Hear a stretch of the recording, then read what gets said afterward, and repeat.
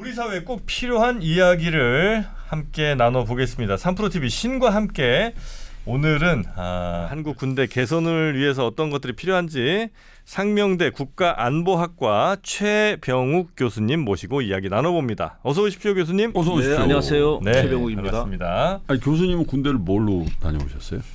장교죠. 장교? 사관학교 졸업했고요. 육사. 육사 네. 졸업해서 제가 82학번이니까 한 사관학교 포함해서 보면 42기시네요. 예, 42기. 뭐 한 32년 군 생활했었습니다. 32년이요? 예, 사관학교 사관학교 포함해서. 4년, 장교 생활 28년.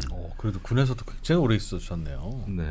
그럼 뭐 한 소장 이렇게 이제 다신 거예요? 아니요, 대령으로 전역하고. 대령 전역하시고. 제가 전역할 때쯤 좀 일찍 전역했는데 네. 제가 있는 상명대학교에서 그 당시에 군 관련 학과, 지금 있는 학과를 이제 만들었어요. 네. 이제 그게 계기가 돼서 대령 달고 대대장, 연대장까지는 다 하고 좀 일찍 전역을 해서 대학교로 전직을 했습니다. 국가안보학 이 학과는 학생들이 어떤 걸 주로 공부합니까? 저는 주로 생소해서. 장교 되려고 하는 거니까요. 어떻게 보면 그래요? 이제 뭐 민간 사관학교라고 할 수도 있고 대체로 보면 사관학교를 지원했다가 안 된 분들. 안 된 학생들도 있고 네. 아니면 뭐 여러 가지 이유로 민간 대학에서 장교를 꿈꾸는. 그럼 졸업 졸업 후 ROTC라는 거예요, 여기는 그러면? 졸업 후 진로가 졸업 어떻게 후 돼요? 진로는 이제 자유스러운데요. ROTC로 가든 학사 장교로 가든 본인의 원에 의해서 하는데 이제 육군하고 좀 협약이 돼 있어서 소정의 가점을 줍니다. 장교 인관 시험에서. 그래서 졸업하고 장교로 가는 케이스가 많고. 예, 거의 다 대부분 그렇고. 아니 근데 요즘 가점이 필요 없대요. 지원자가 없대요. 장교 그 지원하는 사람이. 그래요? 그래요? 아니 근데 장교를 갈 이유가 없는 게 28개월 가야 되거든. 네. 의무복무란 기준으로 보면. 28개월밖에 안 가요? 이 사람아 지금 일반은 18개월인데 28개월이 짧아요. 그럼 10달 더 가는 거예요? 그리고 옛날처럼 뭐 취직이 잘 되는 것도 아니고. 옛날엔 진짜 예. 그쪽 장교 출신 취직 진짜 잘 됐죠. 가점이 있었다고 네. 실제로. 그때하고 지금 비교해 보면 엄청난 차이가 있는 게 네. ROTC 장교들 입장에서 보면 일단 첫 번째가 복무 기간 문제인데요. 네. 예전에는 병이 36개월이었습니다. 맞아요. 그다음에 제가 소대장 할 때 86년도만 해도 줄어서 33개월 뭐 그 정도였거든요. 근데 병 복무 기간은 36개월에서 지금 이제 18개월로 절반 가량 줄어들었고. 네. 근데 학군 장교 복무 기간은 28개월이 그대로 유지되고 고정이죠, 있으니까 옛날로 보면 ROTC로 들어가면 8개월 정도가 일찍 전역하는 구조죠. 사병보다 일찍 전역했군요. 왜냐면 학교 다닐 때 36개월 대비해서 병 체험도 하고 그렇죠. 그러다가. 36개월 대비해서 ROTC로 가면 28개월 복무하니까 병보다 8개월을 빨리 전역했었는데 오히려 지금 오히려 10개월을 더 하는 거예요. 장교가 장교가 ROTC 들어가면서 10개월을 더 하는 상황이 됐고 병을 빨리 줄여줬구나.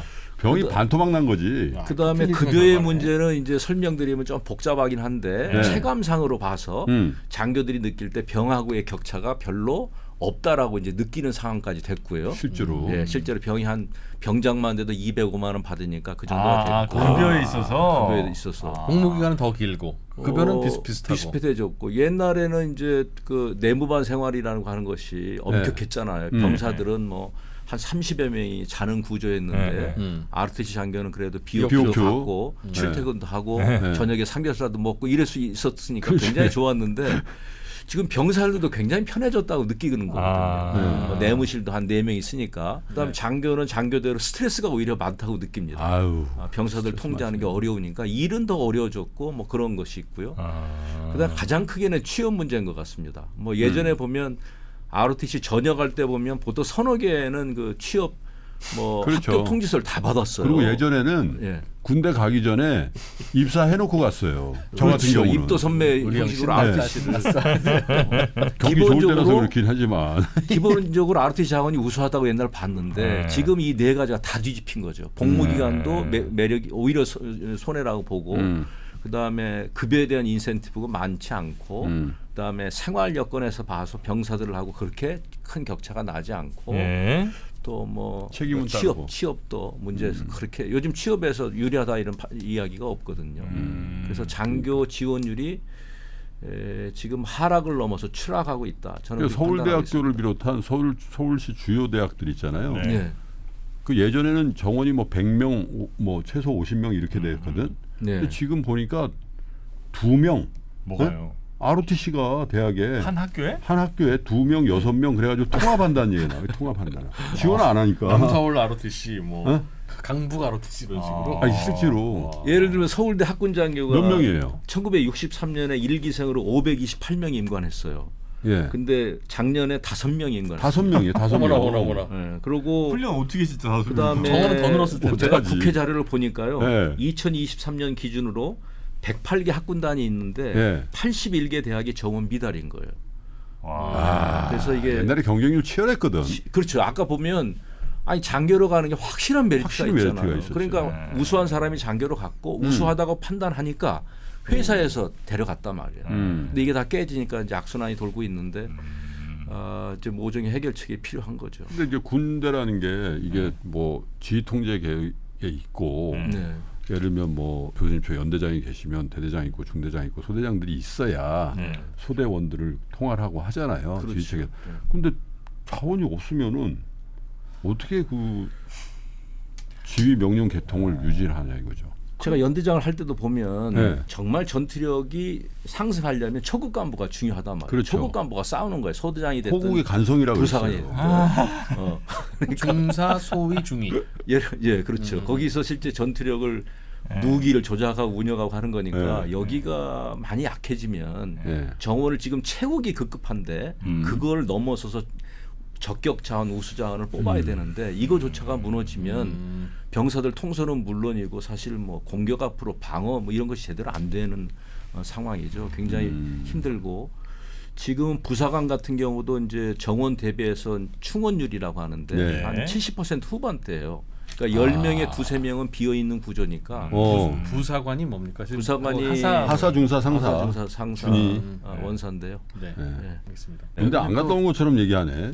저분이. 아, 내가 이게 제일 독자를 고생했지. 위해서. 그렇죠. 시청자들 중에는 아직 안 간 분도 있고 여성분도 있으니까요. 그렇죠. 이게 장교 있고 부사관이 실제로 보면 행동으로 움직이는 이제 계층이라고 할 수 있는데 거기가 많이 비어버리니까 일선에서 부대에서는 많이 힘들죠. 그러니까 부사관은 부사관 나름대로 비어 있으니까 네. 소위 말하는 겸직을 한다든지 임무 수행을 막 하다 보면 이게 업무가 과중되는 경우가 그렇죠. 있어서 그러니까 더더군다나 더 안 가게 돼. 더 안 가고 더 안 가게 돼. 나가는 사람도 많고요. 네. 아니 근데 힘들으니까 나가는 경우가 있는 다들 거죠. 이렇게 얘기하면 더 훌륭한 인재들이 많이 모여서 또 인력 자원 충분히 채우고 이렇게 또 방향에 갈 수 있는데 저는 아니라고 봅니다. 왜? 아니 너무 많아요 우리. 아니 군인이? 현대전 뭐 군인 숫자로 하는 거 아니잖아요. 국력을 측정할 때 야 미군 몇 명이니까 정말 전 세계 최강의 국가 이렇게 안 하잖아요. 얼마나 첨단화된 무기가 있고 그걸 잘 운용하는 정도의 병력이 있는가가 그렇지. 중요한 거지. 굳이 뭐 60만 대군, 50만 대군을 그걸 유지를 해야 되느냐. 그래서 인력이 줄면 줄수록 예를 들어 10만 명이 있으면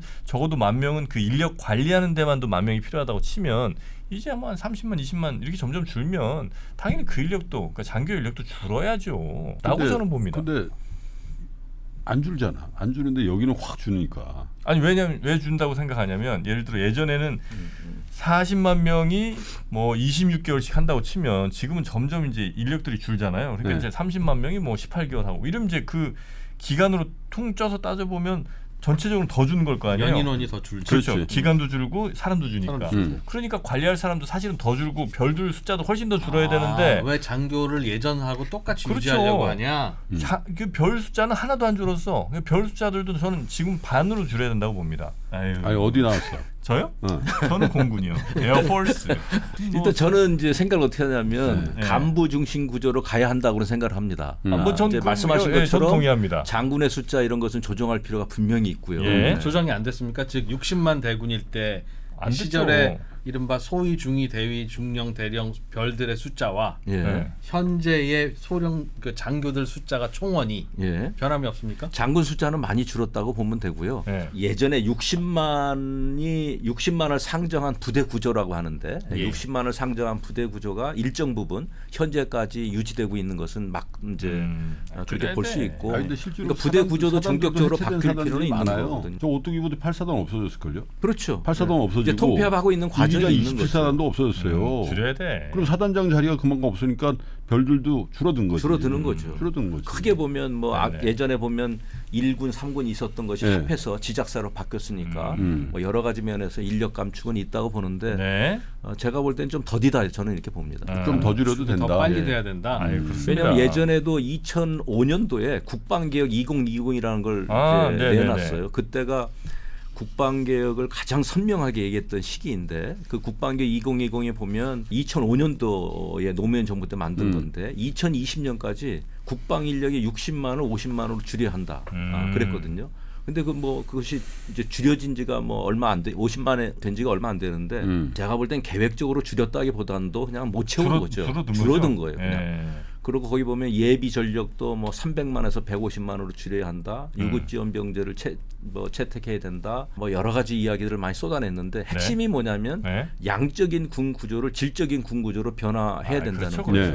그렇죠. 말씀하신 것처럼 AI 과학기술 강군에 네. 맞춰서 예전에 재래식 전쟁, 재래식 구조에 맞춘 국방 인력이 아니고 과학기술 강군에 맞춘 국방 인력을 어떻게 변화해야 되느냐. 네, 그 차원에서 네, 네. 보면 인력의 뭐 변화와 혁신은 너무나 필요한 그럼요. 건데 그 방향성에 요게 대해서는 조금, 이견이 없으시죠? 이견은 없는데 속도가 늦은 것 같아요. 왜 늦은 것 같으십니까? 뭐 때문에? 안변에 제가 분위기 국방개혁 자문위원회에 있어봤는데 네. 실제로 뭐 각 군은 이게 굉장히 아픈 거죠. 그러니까 저도 대학교에 있습니다만 국가안보학과를 어떻게 해체해야 된다. 그러면 굉장히 제가 뭐 아프지. 모든 수단과 방법을 들고 그렇지. 가서 국방안보학과 국가안보학과가 필요하다는 걸 얘기하지 않겠습니까? 예. 그러니까 국방 개혁할 때 육해공군의 예를 들면 인력 구조 조정이라든지 이런 문제가 나오면 네. 각군 입장에서는 사실 그렇지. 사활을 걸고 네. 육군이 이래서 중요하고 이해관계가. 해군은 이래서 중요하고 공군이 이래서 중요하다고 해서 이게 조정 통제하는 것이 꽤 쉽지 않다. 그럼요. 굉장히 더디게 왔다라고 아니 이제 볼수 근데 있죠. 네. 인원을 줄이려면 아까 지금 뭐 AI 강군 뭐 이런 얘기 하셨는데 네. 이게 자원의 질적 상승도 함께 돼야 되거든요. 그렇죠. 그렇죠. 그런데 그게 핵심이죠. 아니 무슨 또 육사 예전에 솔직히 우리 때 육사 내 친구도 육사 간 애들 몇 명 있는데 최고의 얘네들이 인재들이 아니 뭐 최고라고까지는 하지만 어쨌든 육사 요즘 어때요? 말씀하신 대로. 육사 선배님이시니까 제가 육사 들어가고 할 때만 해도 네. 사실은 뭐 저 상종가였죠 육사가. 그렇죠. 그야말로 뭐 맞아. 50대 60대였고. 신랑당 대통령이 계속 육사에서 육사였으니까. 나왔잖아요. 그렇지. 그때는 이제 전두환 육사를 선배, 가면 노태우 대통령 선배, 되는 거야. 부사정권이니까 박정희 선배님. 그래. 소위 말하는 이제 군의 위상이 굉장히 강했던 그랬던 시대고요. 때죠. 근데 지금은 많이 변화됐는데 성적으로 보면 예전보다는 이제 그 많이, 정도는 아닌 것 같습니다. 성적은 네, 많이 그렇죠. 성적 떨어졌죠. 수준은 떨어졌다고 보고 다만 경쟁률은 뭐 여전히 좀 돼요?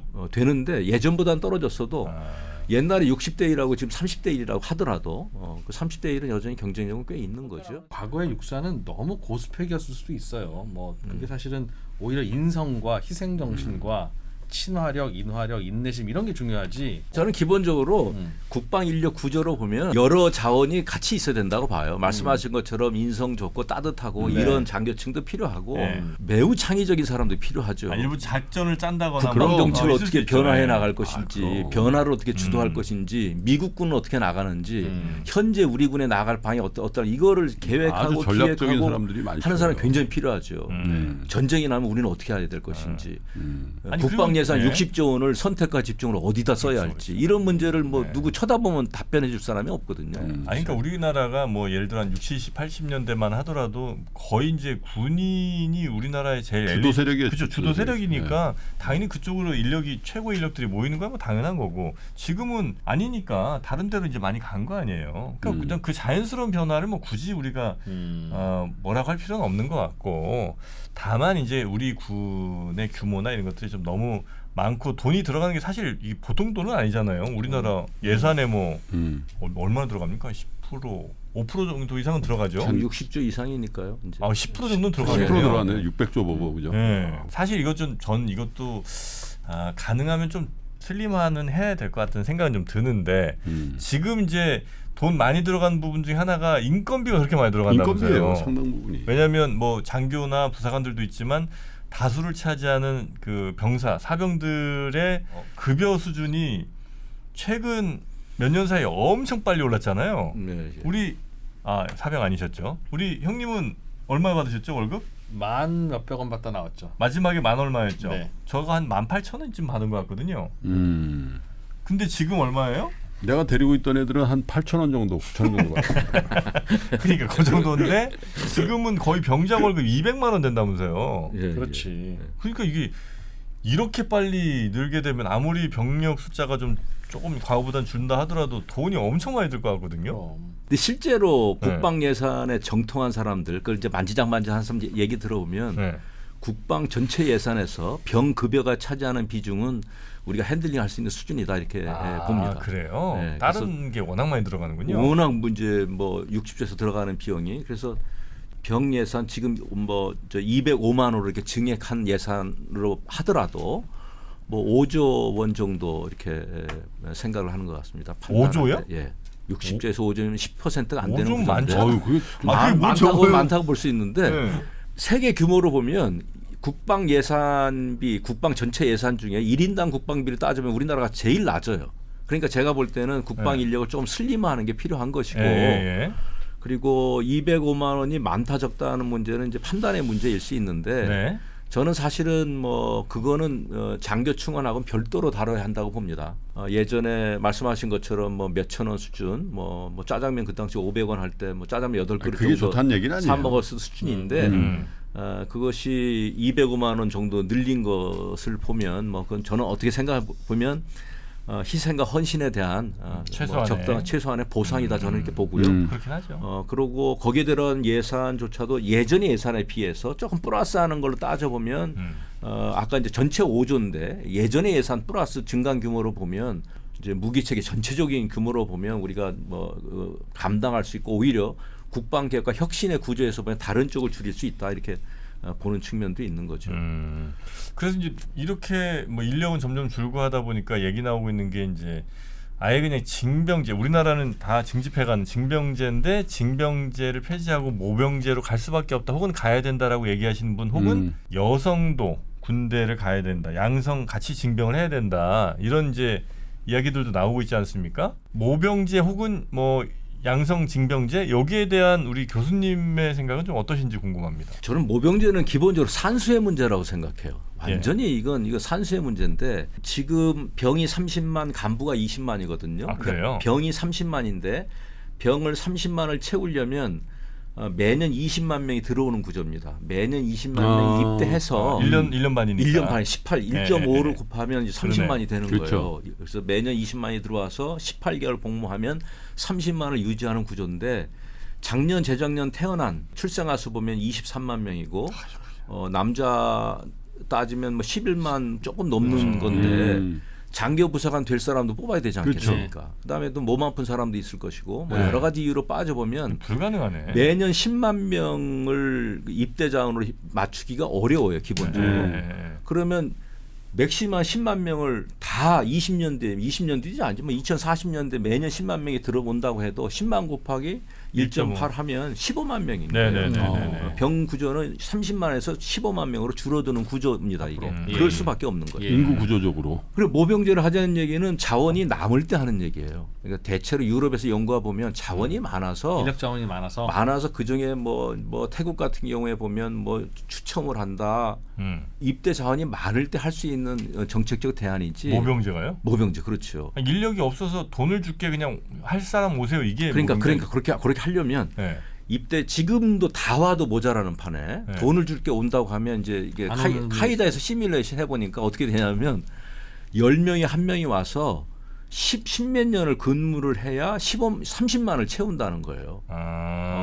모수가 줄어드니까 기간 연장을 하더라도 그렇지, 기간 연장을 해서 채워야 되는데 그러니까 10명이 한 명을 돈 많이 줄게 와 해가지고 들어가서 걔네들이 10몇 년을 복무를 해야 30만을 채운다는 구조인데 시뮬레이션 해보니까 이것이 미국의 한 2배 수준의 모병률인 거예요.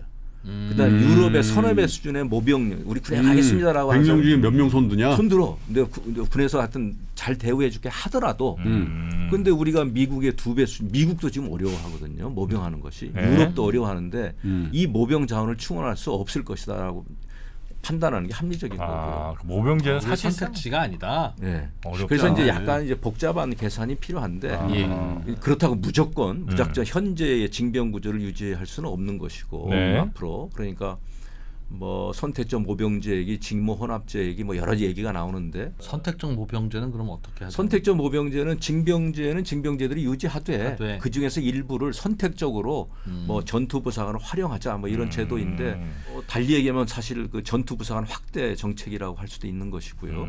사실 징병제의 기반을 해치지는 않는 거죠. 그러니까 선택적 모병제는 용어로 그렇게 썼습니다만 사실상 징병제인 징병제네요. 거죠. 예. 그러니까 모병제는 미국으로 보면 All Volunteer Force인데 모든 사람이 지원해서 가는 거죠. 그러니까 지원하지 않는 사람은 군에 안 와도 되는 거예요. 그렇죠. 지원하지 않는 사람 군에도 안 와도 되는 시스템을 만드는 것이 아까 말씀드린 것처럼 돌려보면 거의 인구 구조상 불가능한 안 사회다. 된다. 인구 구조상 그러면 많이 줄어들기 뭐 때문에 대안이 뭐예요? 그럼? 모병제로 가냐 이런 논의를 할 필요가 없는데 하고 있는 거네요. 대안이 아닌데. 대안은 저는 이제 늘 주장하는 것이 뭐냐면 국방 인력 구조를 바꿔야 된다. 근데 그래서 급여 복지 상황이 만약에 좋아지면 과연 국민들이 안 갈까? 예를 들어서 급여가 한 500이에요. 현재 상황이라고 치고 처음 들어가면 500이야. 연봉 6천이죠. 여기 공무원이야. 그리고 밥 주고 다 줘. 뭐 잘 때 장교 사 먹어요. 네? 장교 사 먹는. 장교 사 먹어요. 밥 사 먹어요? 그럼 간부 식당에서 돈 내고 먹는 거 그죠? 나 몰랐네. 공짜 아니에요? 네. 아유. 그랬어요? 네. 하여튼 되게 싸게 줄 거 아니에요, 그래도. 그러니까 왜 그런 뭐 복지 같은 거 있고 나중에 퇴직하고 나서도 괜찮은 삶이 연금 같은 게 괜찮아. 그러면 안 갈리는 전 별로 없을 것 같거든요. 이게 예산 문제는 네. 이게 기재부가 또 이게 만만치 않습니다. 그러니까 거의 맨날 우리가 장교도 초급가부 부족한 것 때문에 초급가부 급여 인상을 얘기를 해도 네. 기재부 입장에서 보면 직급 체제가 있는 거예요. 공무원 직급 체제. 그렇지. 네, 그런 거 있기 때문에 파격적으로 올릴 수가 없는 거죠. 그러니까 이제 편법적으로 뭐 수당 같은 걸 많이 올리는 건데 수당을 올리는 것도 한계가 있어서 뭐 사실 국방부가 보면 초급 간부 부족 때문에 네. 인센티브 제도를 막 확충을 해도 되는 것이 거의 없습니다. 시간 지나 보면. 그래서 말씀하신 것처럼 지금 병 봉급 같은 경우도 205만 원인데 네. 급여는 자체는 150만 원인 거예요. 그러면 150만 원에다가 55만 원은 뭘로 55만 원은 뭐 내일 준비 뭐 저축 금액 정도로 해서 이게 매칭 펀드로 병사가 어느 정도 이렇게 55만 원 내면 국가가 네. 50만 원 지원해 주는 그런 그런 걸로 지원금을 해서 다 더하면 하는 거죠. 그러니까 말씀하신 것처럼 뭐 병장 뭐 500만 원 줄게 이런 구조가 나오기가 할 수는 있겠죠. 뭐 정치적으로 하려면 병사는 네. 별도로 해서 한다면 하더라도 아까 말씀드린 대로 500만 원 줄게 올래라고 하면 그 500만 원 줄게 올래라고 하는 사람도 누구냐면 10명 중에 1명이어야 되고 적어도 군에서 10몇 년을 있어야 되는 거예요. 그런 가정에 그래야 이제 군이 돌아가니까. 그래서 대만 같은 경우 보면 저는 대만 같은 경우를 좀 괜찮을 것 같아요. 옛날에 어떻게 그 해요? 생각이 있는데 대만은 징병제인데 직무 혼합제인 것 같습니다. 네. 일단은 모든 징병 대상자는 한 4개월 정도 복무를 하는 거예요. 의무로 복무하고 네네. 연장 복무자에 대해서는 급여를 많이 줘서 연장 복무하게 하는 거죠. 그렇게 그건 하면 이제 괜찮겠네. 우리도 얘기하면 이제 복무 기간을 좀 더 짧게 하고 뭐 10개월이든 12개월 짧게 하고 복무 연장자에 대해서 일정 정도 인센티브를 준다라고 할 수 있는데 군에서는 여기에 대해서 굉장히 부정적인 시각이 왜 많이 그렇습니까? 있고 병 복무 기간 줄어드는 것 자체에 대해서 아주 부정적이죠. 훈련 기간이 너무 훈련 기간 부족해진다는 활용도가 거죠? 떨어지고 소위 말하면 전투력이 숙련병 떨어진다. 전투력이. 그렇죠. 숙련병을 유지할 수 없는 구조가 된다라고 하는 근데 것이고 어디서든 한 1년 숙련하면 군에서 할 수 있는 숙련은 다 하는 거 아니에요? 병이 할 수 있는 거는? 뭐 하여튼 뭐 관점에 자기가 옛날에 뭐 차이고요. 36개월 할 때는 뭐 물광 내느라고 한 6개월 쓰고 정말 나도 저도 20 몇 개월 갔는데 교육 훈련을 제대로 안 해요. 그래. 진짜 빡세게 가서 한 달 입영 배우면 때는 그 교육훈련 끝나고 다 전투함 모아가지고 와. 물광 불광, 불광. 또 침광 뭐. 뭐 삽질하는 시간이 더 많고 그 미시마우스라고 전투를 미시마우스. 안 배우면서 근데 그런 대만도 거네. 그렇게 시작했다가 네. 작년엔가 모병 자체가 안 되니까 그래도 모병이 안 되니까 복무 기간 아까 그 의무 복무 기간을 확 늘렸습니다. 늘렸어요? 1년으로 다시. 그래서 징병에서 모병의 성격으로 가는 것은 매우 조심스러운 선택이다. 네. 한 번 가면 되돌리기 매우 어렵다. 근데 이게 그렇죠. 그 예를 들면 장기적으로 군복무하는 그 직업군인화 되는 거잖아요. 네. 그 직업군인의 처우와 네. 그냥 예를 들면 1년이나 1년 반 하고 나가는 그냥 네. 징병제에 해당되는 사람들의 처우가 어느 정도의 차이가 있으면 인센티브로 느낄까? 예를 들면 지금 하사부터 직업군인을 할 수 있죠, 그죠? 네. 선임 하사, 네. 근데 하사, 중사, 상사인데 하사의 연봉이 어느 정도 됩니까? 초임 하사. 지금 하사 소위 포함해서 뭐 올해 거 보니까 한 200만 원 수준 되더라고요. 평균 그러니까 수준이. 이게 안 되는 거야. 200만 원 수준인데 수준도 이제 아유 진짜. 그 군의 설명은 200만 원은 기본급이고 네. 장교 같은 경우에는 다양한 수당이 붙고 뭐 그렇겠죠. 뭐 저 시간의 수당이 붙어서 한 300에서 경계 부대 지역은 한 300에서 500 정도 된다고 하는 건데 근데 뭐 장교 부사는 이제 세금이 또 있잖아요. 세금 또 떼죠. 세 전액이고 300. 세후로 보면 또 내려가는. 이제 뉴스 같은데 보면 많이 이제 부족하니까 그 경우는 근데 그 뭐 하사, 중사, 상사는 부사관이고 네. 소위 중이 여기는 사관이잖아요. 네. 장교인데 네. 하사가 이제 그 이른바 직업군인으로서 네. 가장 낮은 계급이잖아요. 그렇겠죠. 그렇죠. 요 하사의 급여나 복지가 어느 정도 되느냐 되게 중요할 것 같아. 그래야 생활이 되냐 안 되냐. 그렇지. 선택하냐. 그러니까 내가 신입사원 초봉 같은 거죠. 내가 직업을 했는데 의무복무하는 사람이 만약에 205만 원 받는다 이거예요. 자기가 230만 원 받아요. 그 인센티브가 없는 거지 사실.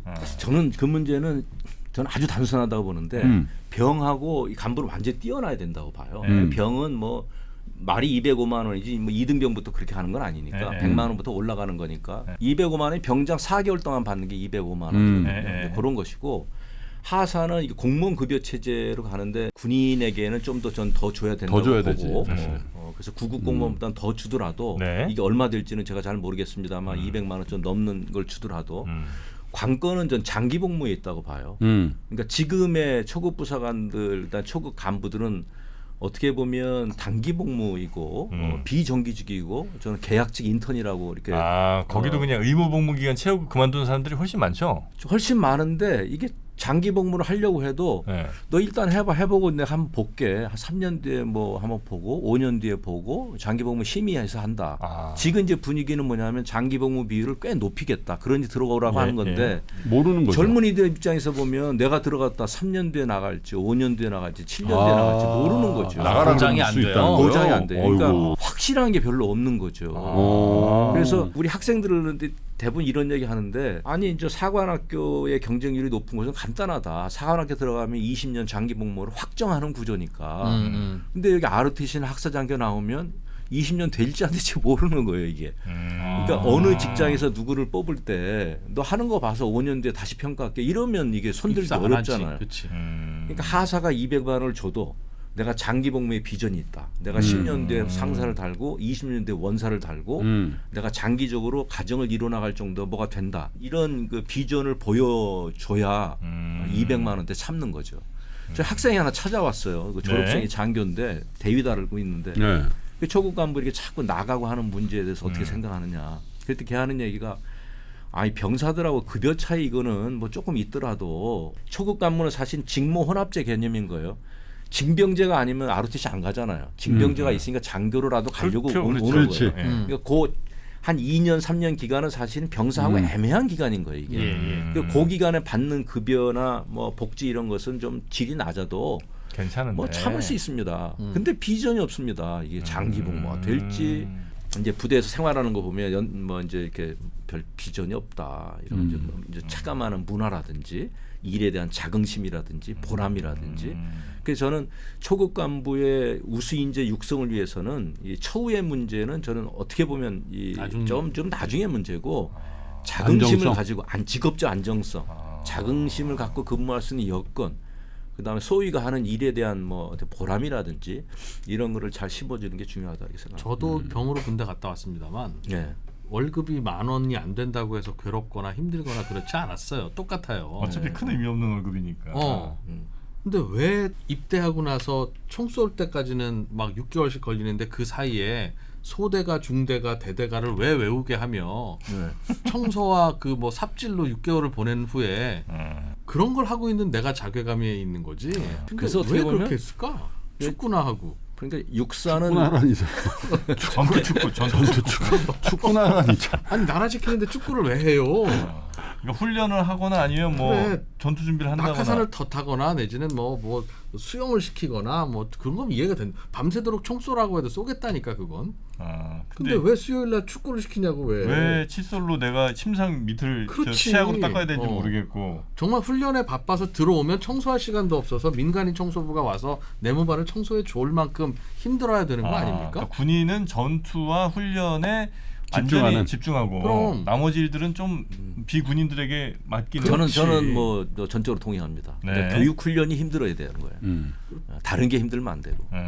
그러니까 체력을 키우려면 체력을 향상할 수 있도록 프로그램을 만들어야 돼요. 줘야지. 체력 향상을 명분으로 군기 잡으면 안 되는 거예요. 근데 이게 관습이 군인 그러면 마치 무조건 복종해야 되고 막 이렇게 하니까 군인화 만들려고 하는 프로그램이 여전히 작동하고 있어서 그것이 요즘의 젊은 세대들하고 좀 안 맞는 측면도 있는데 일단은 뭐 제가 이렇게 말씀드립니다만 예전의 군대가 너무나 변한 거예요. 그러니까 어떤 쪽에서 보면 지금의 군대는 뭐 캠프 아니냐 이 정도로 얘기할 정도로 변했으니까. 아니 근데 이런 걸 이야기할 수 있겠죠. 예를 들면 진짜 아까 이 프로가 얘기했듯이 불합리한 군대 문화가 있거든요. 야, 까라면 까지 뭐 이런 거 있잖아요. 네. 어? 많이 그리고 하셨잖아요.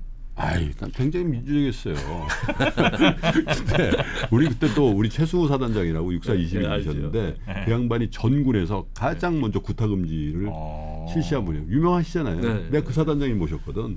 그러니까 가서 진짜 뭐 그런 게 전혀 없었는데 그래요? 실제로 물론 이제 얼차려 이런 건 주라 그랬어요. 이렇게 정신 차리게 하는 거 왜냐면 위험하니까. 네네. 우리 또 박격포 부대였거든. 네네네. 그러니까 그런 불합리한 걸 쏙 빼는 건 좋은데 군기가 빠졌다. 예를 들면 참여합도 잘 안 되고 뭐 항의하고 뭐 내가 왜 해야 돼? 막 이런 식으로 가면은 이제 그걸 이제 속칭 얘기 당나라 군대가 된다는 거잖아요. 이게. 그 지금 군대 상황이 어떤 거냐. 이제 그렇게 잘 군기도 유지되면서 불합리한 것도 개선이 되고 있는 건지 아니면 불합리한 거 빠지고 군기도 싹 빠지는 거인 건지. 우리 딱 군대에 들어가면 중대장은 너희들에게 실망했다. 이 말 진짜 많이 듣잖아요. 그래놓고 모자 팍 눌러쓰고 여기가 너희들의 안방이야 이러면서 막 여기저기서 막 퍽퍽 차는 소리 들리고 이런 건 진짜 요즘 그런 거 없어요. 그런 거 없죠. 어떻습니까? 저 제자들 이렇게 지금은 군대는 많이 바뀐 것 같아요. 군기가 저도 군대 살아있냐는 떠난 지 한 10여 년 되니까 근데 이제 석박사과정 학생들이 군인들이 많아요. 현역들이. 그래서 얘기를 들어보면 많이 바뀌었는데 저는 우려할 만한 수준은 아니라고 봅니다. 그리고 오히려 옛날 관념으로 막 군기 빠졌다고 하는 거 아닌가 하는 생각이 들고 군기는 기본적으로 명령에 대한 자발적인 복종인 거예요. 그렇죠. 그러니까 명령에 대해서 자발적이 아니고 강압적인 복종이 되는 거면 군기가 정말 없는 군대인 거예요. 자발적으로 움직여야 되는 거예요.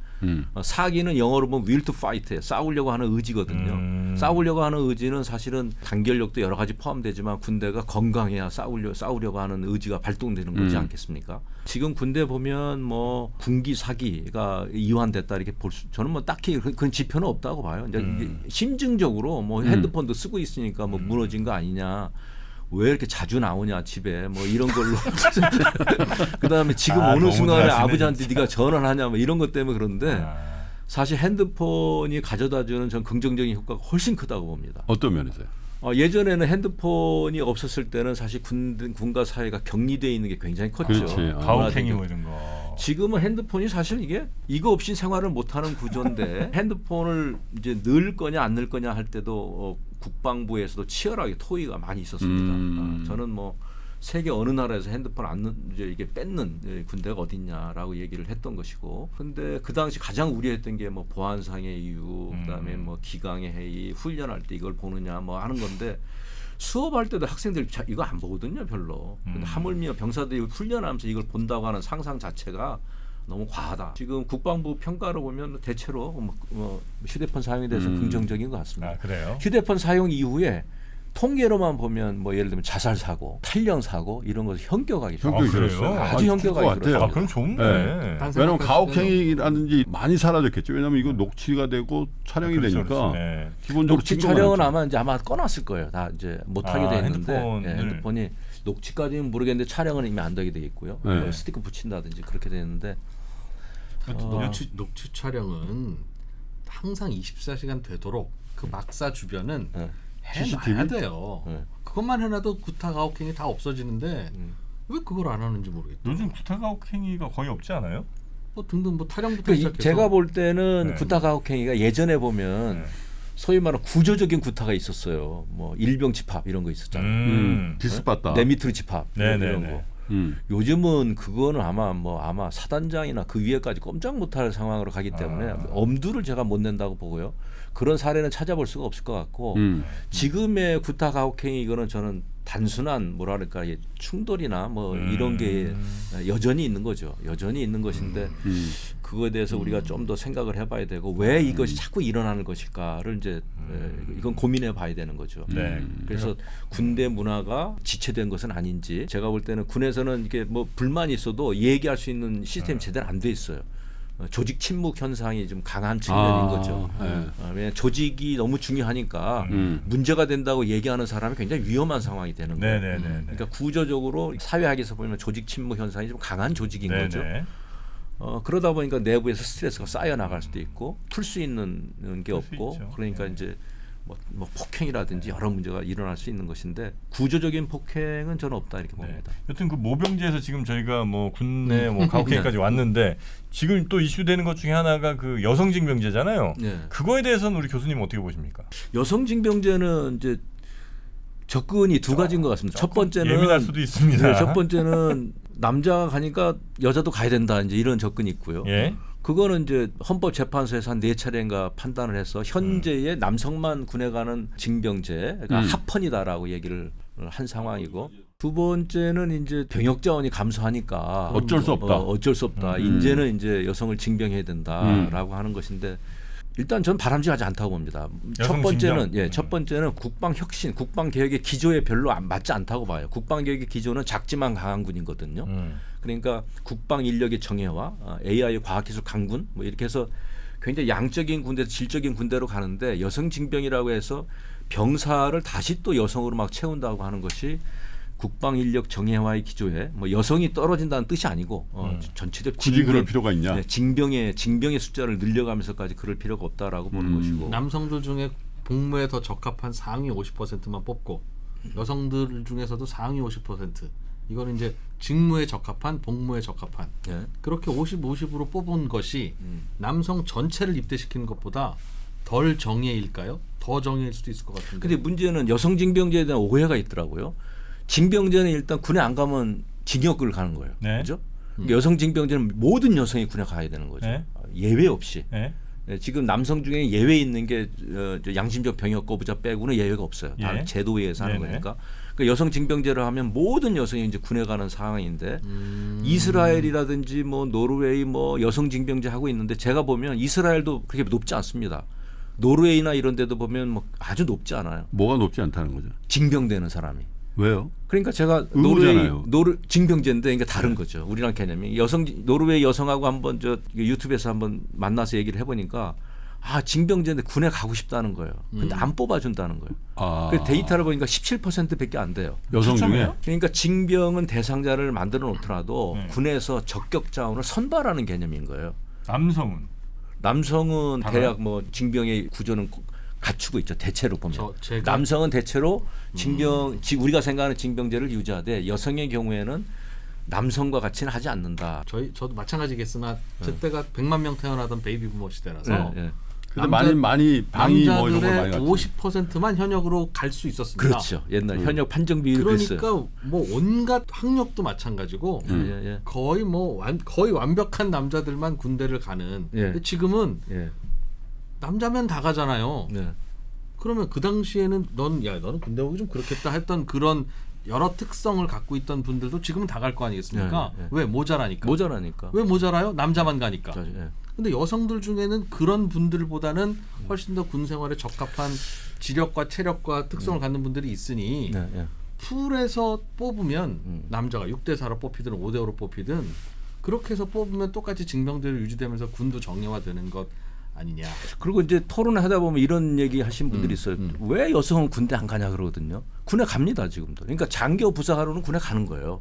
아니 이제 지금 징병제를 얘기하는 거예요. 자원해서 가는 게 아니라 지금 2% 얘기는 그래. 안 그래도 지금 좀 있으면 부족한데 사람이 모자란다는데 지금도 부족하고 그런데 왜 요즘에 보면 체력적으로나 보면 진짜 조금 왜소하거나 조금 체력이 허약한 남성보다 훨씬 더 지력이나 체력이 뛰어난 여성들도 많이 있단 말이에요.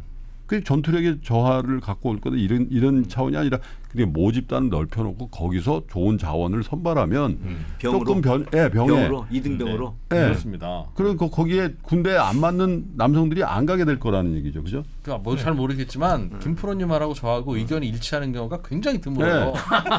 근데 지금 이 사안에 대해서는 일치하고 있다는 건 이게 굉장히 정프로도 얘기를 안 했는데 얘기하는 이게 이 친구는 아픔이 있었던 보통 1년에 2건 정도가 일치합니다.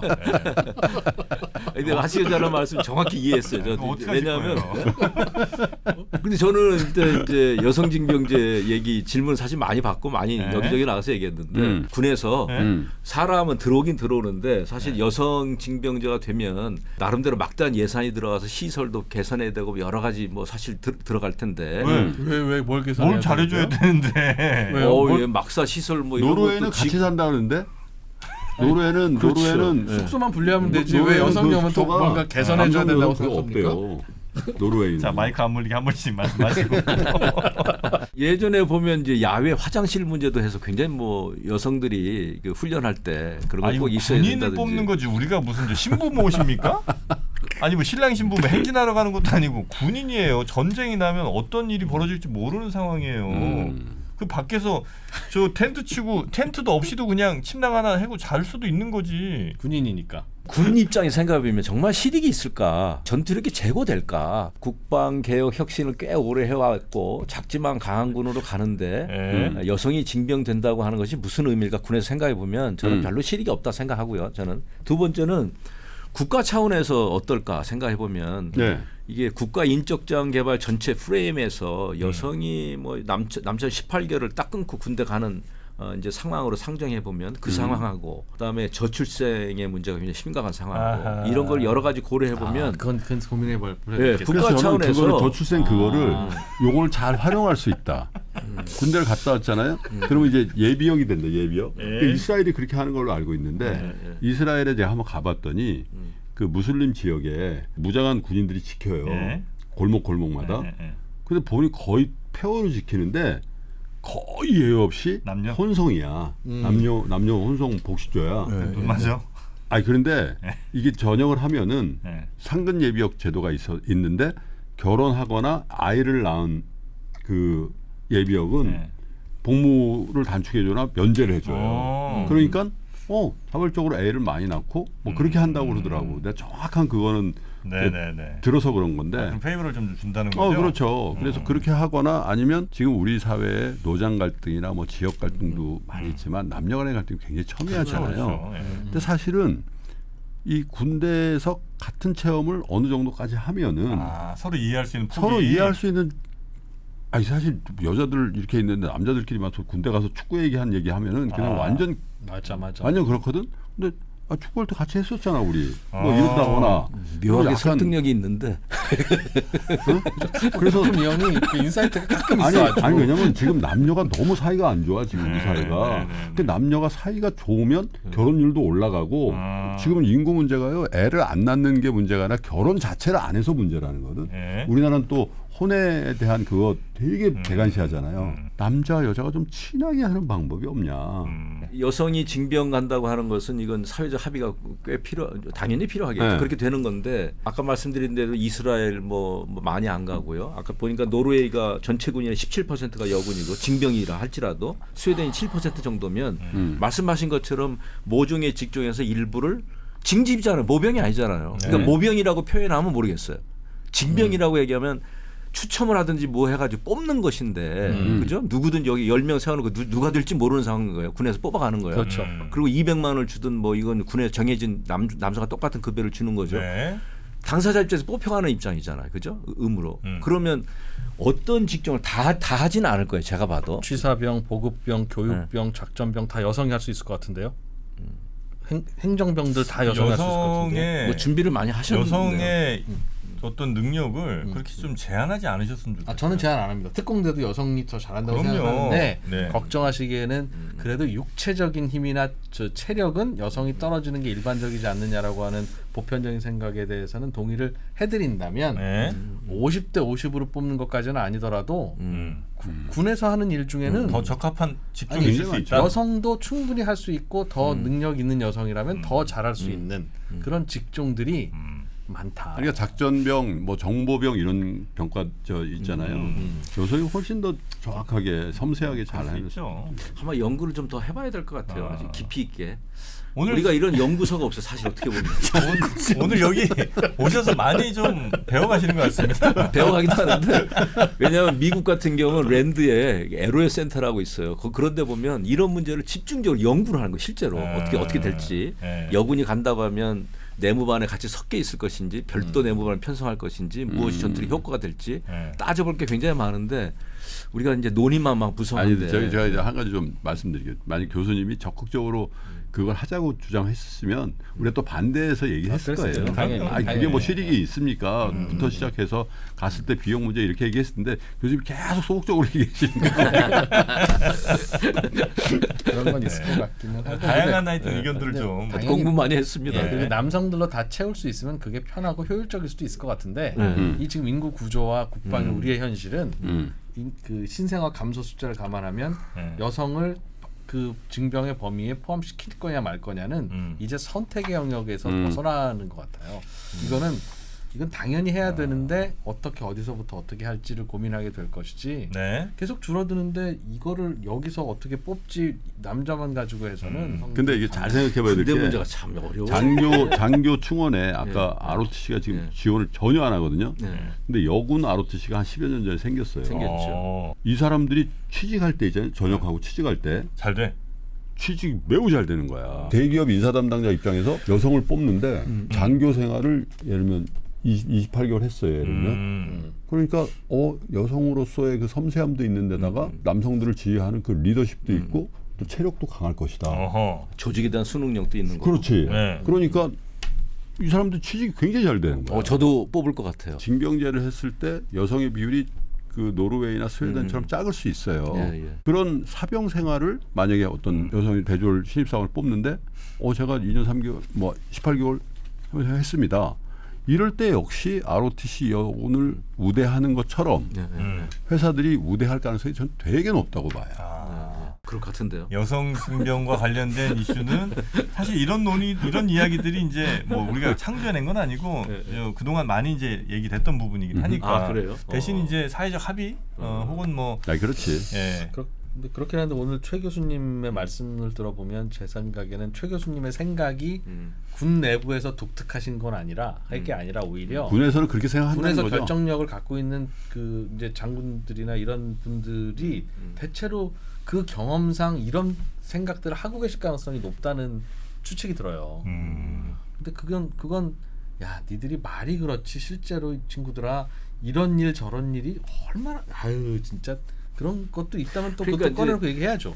크게 보면 인구 감소에 따라서 뭐 현재 30만 명 유지없어서 막 줄여나가는 판인데 거기에 또 여성 인력이 들어온다고 하는 게 군대 운영이라든지 지휘관 입장에서 보면 네. 이게 말씀하신 뭐 행정병 뭐 이런 거는 있을 수가 있겠죠. 그렇죠? 특정 보직에 따라서. 현실적으로는 뭐 부대에서도 뭐 여성 소대가 따로 있어야 될 거고 훈련을 같이 할 때 또 뭐 별도의 고민과 배려가 있어야 될 거고. 간호부대 있잖아요. 간호부대. 군은 여성 이제 보직에 대해서 뭐 아까 포스터도 말씀하셨으니까 병과 제한 없앴고요. 네.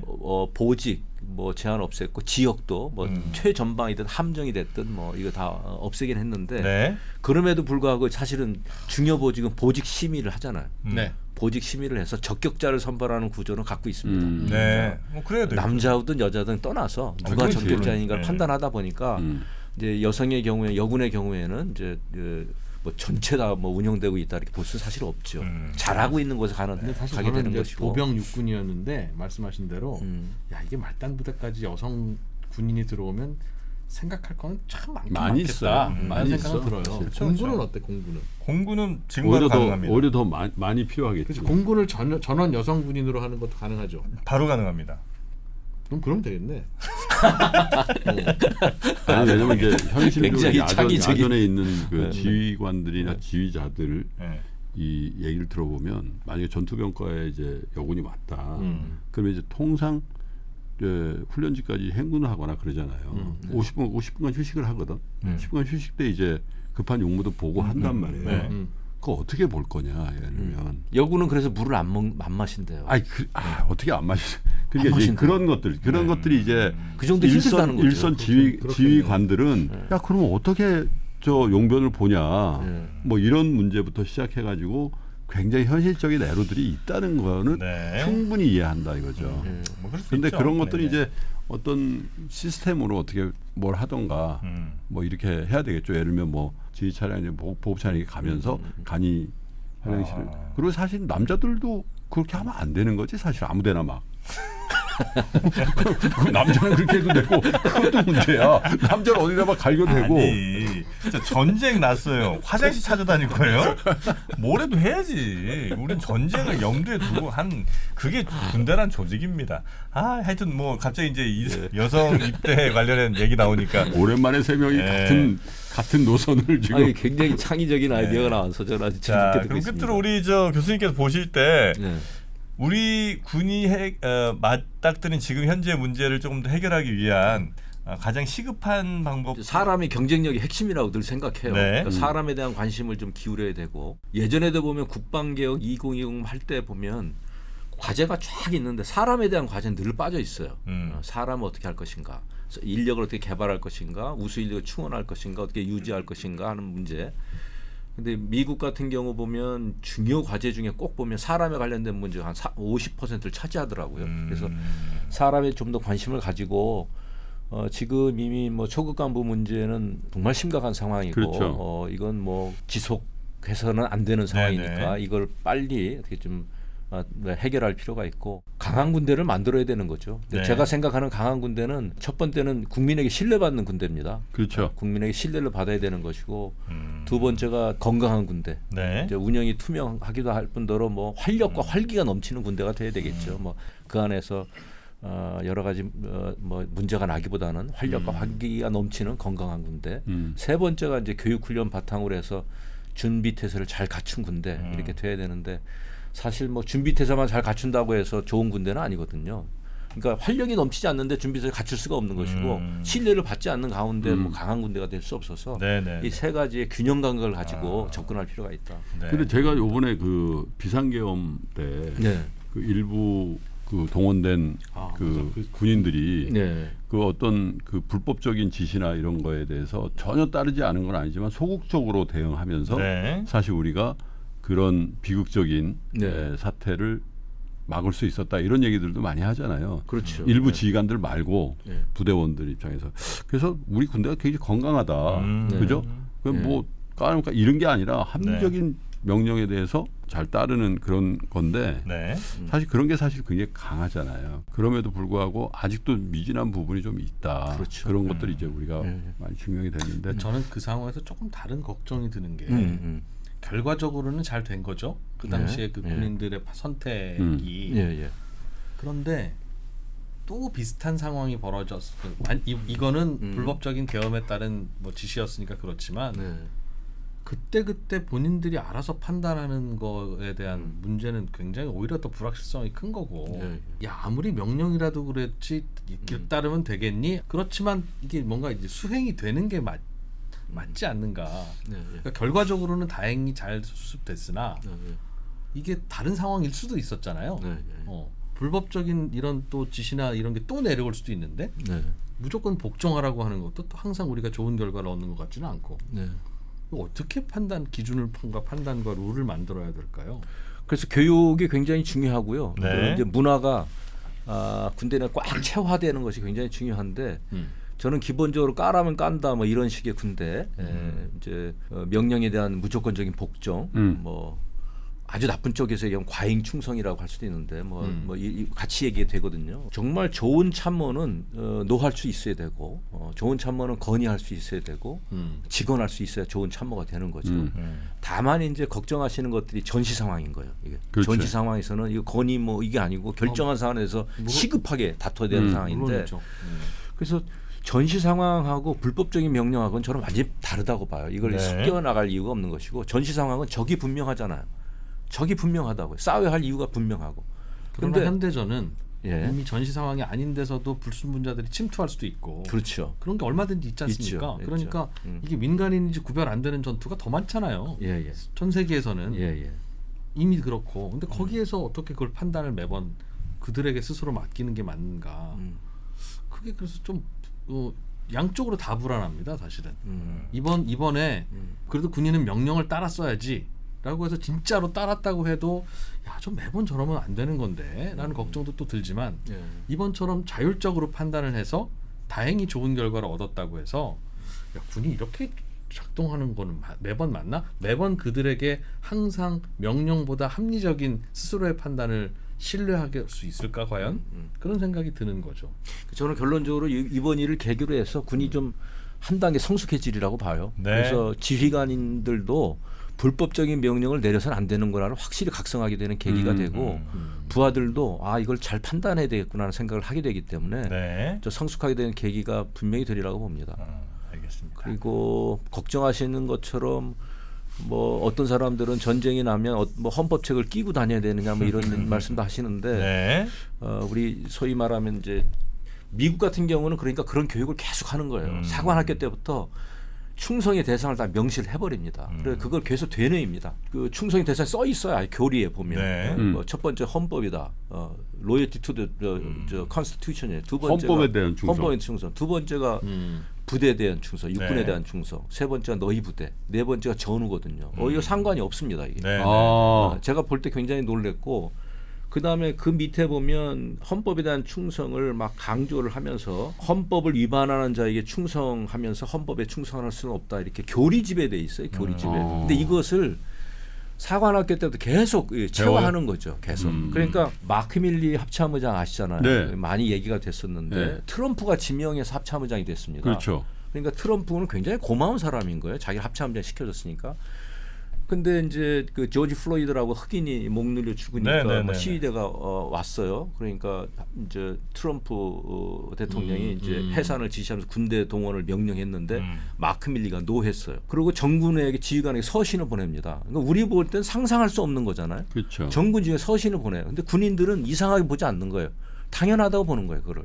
헌법적인 명령이 아니었구나. 그러면서 마크 밀리가 씁니다. 집회의 자유는 헌법에 보장된 자유다라고 쓰는 거예요. 그다음에 이제 그것도 놀라운데 그 트럼프가 첫 번째 대통령 할 때는 이게 잘 원래대로 가가지고 합참의장을 해임을 안 시켜요. 옛날에는 보면 미국의 육해공군 참모총 합참의장은 4년의 임기를 거의 보장받았거든요. 그러니까 그대로 합참의장 임기를 다 마칩니다. 마크 밀리가 마치면서 마지막에 이제 이임사에서도 우리는 한 사람에게 충성하지 않습니다. 헌법에 충성하지 않습니다를 그 강연 비슷하게 얘기를 헌법에만 하는 거예요. 충성한다. 근데 그게 몸에 배 있는 거예요. 그러니까 명령하면 말도 안 되는 명령인데라고 얘기하고 네. 그것을 군인들은 자연스럽게 받아들이는 거죠. 근데 이런 사례가 이제 사실 법적으로 보면 법에 명확히 돼 있어요. 법에 보면 미국은 그 항명 예외 조항을 담고 있습니다. 헌법을 위반한 명령은 명령으로 인정되지 않기 때문에 복종할 의무가 없다. 그다음에 명백히 비합리적이거나 비정상적일 경우 특히 지휘관이 정신 이상 또는 반란과 관련된 의도를 가졌다고 판단될 경우 정당한 명령으로 간주되지 않기 때문에 항명에 해당되지 않는다.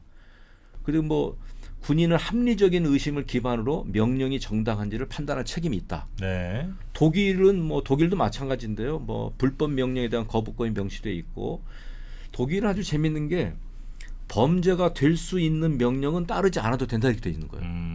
뭐냐면 군대라고 하는 무력이 워낙 이게 다양하게 중대하니까 사용될 수 있으니까. 그러니까 상관이 정당한 명령을 했는데도 불구하고 불법을 해서 따르지 않았을 때 발생하는 문제보다 만에 하나 발령된 불법 명령을 따랐을 때 생기는 문제가 더 크다고 보니까 이렇게 담았던 거죠. 네. 근데 우리 입장에서 보면 뭐 말씀하신 것처럼 일제 잔재 의식 이런 게 이제 있기는 있는데 군대에선 정말 상관에 대한 절대 복종이 이제 몸에 배어 있는 상태에서 네. 굉장히 혼란스러운 상황을 겪는 것이고 이것을 계기로 해서 좀 정착되리라고 봅니다. 네. 헌법에 그리고 국가에 또 국민에게만 충성하고 그 외에 잘못된 명령이라고 생각한다면 일단은 듣지 않고 대신 나중에 뭐 어떤 판단을 또 받을 수는 있겠죠. 네.